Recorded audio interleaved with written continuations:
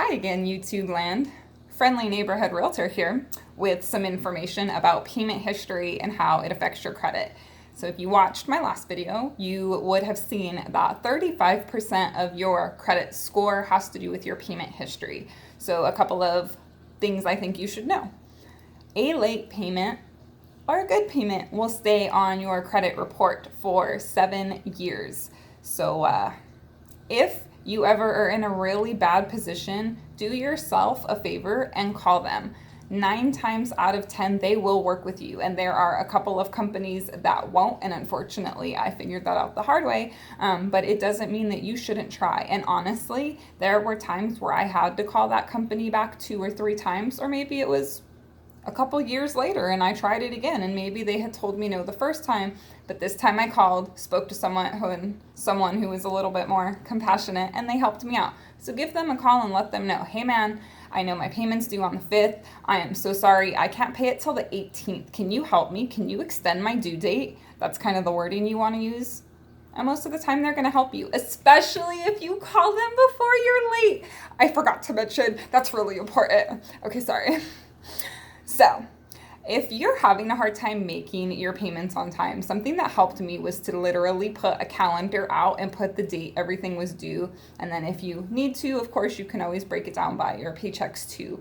So also, if maybe that was a creditor that wasn't willing to work with you until you got your next paycheck, and now you have a bad mark on your credit, even one is going to do damage. If you have a perfect, don't find out the hard way, just take my word on this. If you have a perfect credit history and you even have one late payment, your credit's going to take a hit of like 50, up to like 50 points, perhaps as high as like 75 points just that month on just that one late payment.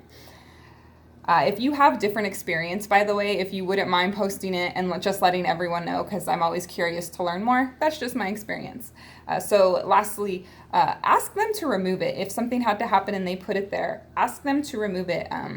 You can make a phone call. I have found those to be not effective, but especially when, maybe you've had this account for a couple of years and everything else is on time, give them a call and let them know, like, hey, you guys weren't willing to work with me, but I did reach out and try to talk to you. And so, the line that I would commonly get from them as an objection is, we have a duty to accurately report your behavior or your financial behavior, make it sound all silly.